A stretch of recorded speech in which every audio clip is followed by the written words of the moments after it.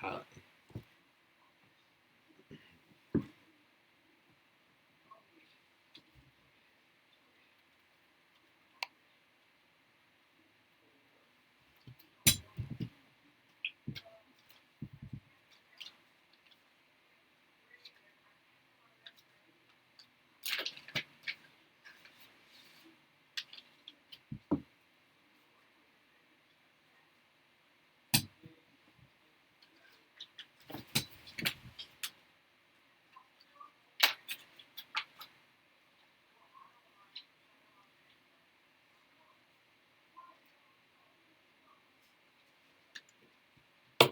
Tangle lights.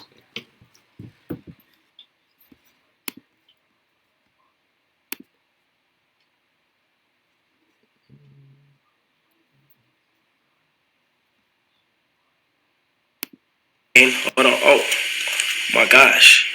You feel what I'm saying? Look, boom. Kai's mind, right?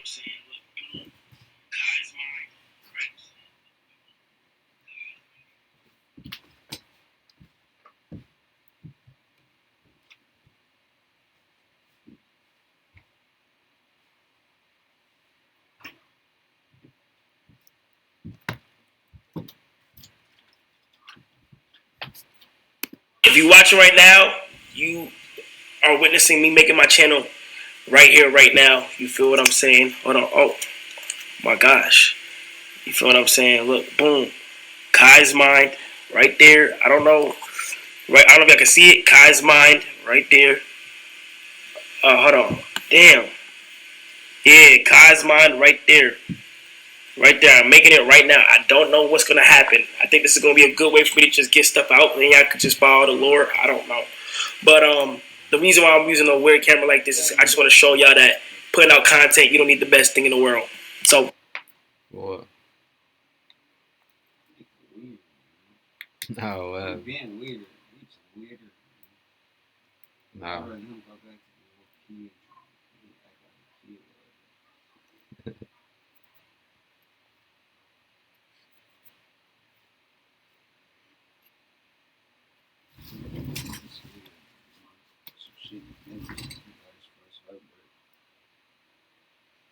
Not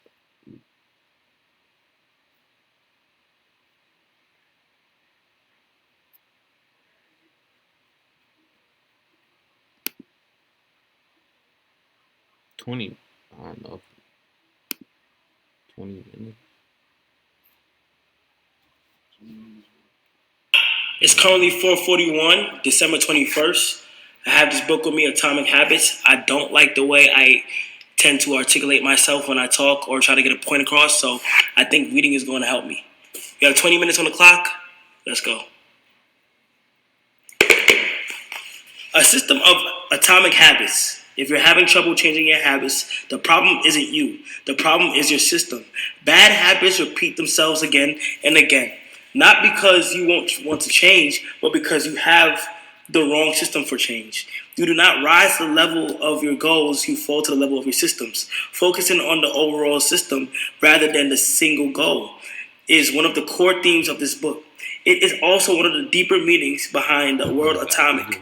By now, you've probably realized that an atomic habit refers to a tiny change, a marginal gain, a 1% improvement. But atomic habits are not just any old habits. However small, they are little habits that are part of a larger system. Just as atomics are the building blocks of molecules, atomic habits are the building blocks of remarkable results. Habits are like the atoms of our lives. Each one is a fundamental unit that contributes to your overall improvement. At first, these tiny routines seem significant, but soon they build on each other and fuel bigger wins that multiply to a degree that far outweighs the cost of their initial investment. They are both small and mighty. This is the meaning of the phrase atomic habits. A regular practice or routine that is not only small and easy to do, but also the source of incredible power, a component of system of compound growth. My nigga Jug take forever. Wait, that nigga tell me. Okay. My bad. How your habits shape your identity, and vice versa. Why it is easy to repeat bad habits and so hard to form good ones. Few things can have more powerful impact on your life than improving your daily habits. And yet, it is likely that this time next year you'll be doing the same thing rather than something better. It often feels difficult to keep good habits going for more than a few days, even with sincere effort and the occasional burst of motivation. Habits like exercise, meditation, journaling, and cooking are reasonable for a day or two and then become a hassle. However, once your habits are established, they seem to stick around forever, especially the unwanted ones. Despite our best intentions, unhealthy habits like eating junk food, watching too much television, procrastinating, and smoking can feel impossible to break. Changing your habits is challenging for two reasons. One, we try to change the wrong thing. And two, we try to change our habits in the wrong way. In this chapter, I'll address the first point. In the chapters that follow, I'll answer the second. Our first mistake is that we try to change the wrong thing.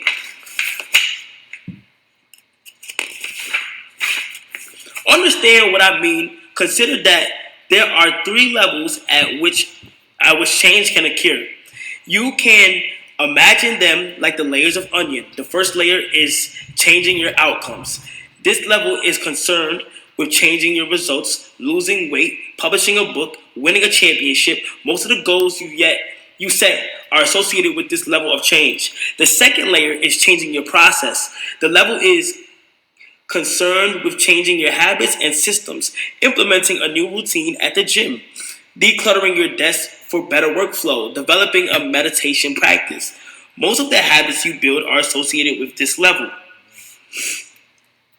The third and deepest layer is changing your identity. The level is concerned with changing your beliefs, your worldview, your self-image, your judgments about yourself and others. Most of the beliefs, assumptions, and biases you hold are associated with this level. Outcomes are about what you get. Processes are about what you do. Identity is about what you believe. When it comes to building habits that last, when it comes to building a system of 1% improvements, the problems is not the one level is better or worse than another. All levels of change are useful in their own way. The problem is direction of change. Many people begin the process of changing their habits by focusing on what they want to achieve. This leads us to outcome-based habits. The alternative is to build identity-based habits. With this approach, we start by focusing on who we wish to become. And it shows like some, Can I get in trouble for reading this on YouTube? I don't know. Okay.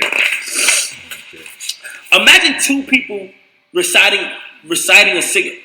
My bad, guys. I stuttered. Imagine two people resisting a cigarette. When offered a smoke, the first person says, "No thanks, I'm trying to quit." It sounds like a reasonable response, but this person still believes they are a smoker who is trying to be something else. They are hoping their behavior will change while carrying around the same beliefs, okay? The second person declines by saying, "No thanks, I'm not a smoker." It's a small difference, but this statement signals a shift in identity. Smoking was a part of their former life, not their current one. They no longer identify as someone who smokes. Most people don't even consider identity change when they set out to improve. They just think, "I want to be skinny." Outcome, and if I stick to this diet, then I'll be skinny. Process. They set goals and determine the actions they should take to achieve these goals without considering the beliefs that drive their actions. They never shift the way they look at themselves, and they don't realize that their old identity can sabotage their new plans for change. Behind every system of actions are a system of beliefs. The system of democracy is founded on beliefs like freedom, majority rule, and social equality. The system of dictatorship has a very different set of beliefs that absolute authority and strict obedience. You can imagine many ways to try to get people to vote in democracy. But such behavior change would never get off the ground in dictatorship. That's not the identity of the system. Voting is a behavior that is impossible under a certain set of beliefs. A similar pattern exists whether we are discussing individuals or organizations or societies. There are a set of beliefs and assumptions that shape the system and identity behind the habits. Behavior that is incongruent with the self will not last. You may want more money, but if your identity is someone who consumes rather than creates, then you'll continue to be pulled towards spending rather than earning. You may want better with the self will incongruent with the self will not last. You may want more money, but if your identity is someone who consumes rather than creates, then you'll continue to be pulled towards spending rather than earning. You may want better health, but if you continue to prioritize comfort over accomplishment, you'll be drawn to relaxing rather than training. It's hard to change your habits if you never change the underlying beliefs that led to your past behavior. You have a new goal and a new plan, but you haven't changed who you are. Okay? The story of Brian Clark, an entrepreneur from Boulder, Colorado, provides a good example. For as long as I can remember, I've chewed my fingernails, Clark told me. It started as a nervous habit when I was young and then morphed into an undesirable grooming ritual one day. I resolved to stop chewing my nails until they grew out a bit. Throughout mindful willpower alone, I managed to do it. Then Clark did something surprising. I asked my wife to schedule my first ever manicure, he said. My thought was that if I started paying to maintain my nails, I wouldn't chew them. And it worked, but not for the monetary reason. What happened was the manicure made my fingers look really nice from the first time. The manicurist even said that other than the chewing, I had really healthy, attractive nails. Suddenly I was proud of my fingernails. And even though that's something I had never aspired to it made all the difference. I've never chewed my nails once since. Slow down, I gotta slow down. Hold on. Since. Not even a single close call. And it's because I now take pride in properly caring for them. The ultimate form of intrinsic motivation is when a habit becomes part of your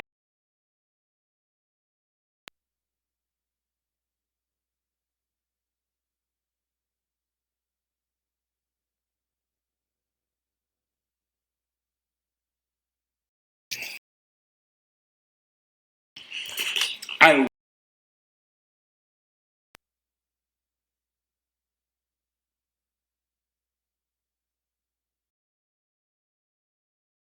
particular aspect of your identity, the more motivated you will be. Maintain the habits associated with it. If you're proud of how your hair looks, you'll develop all sorts of habits.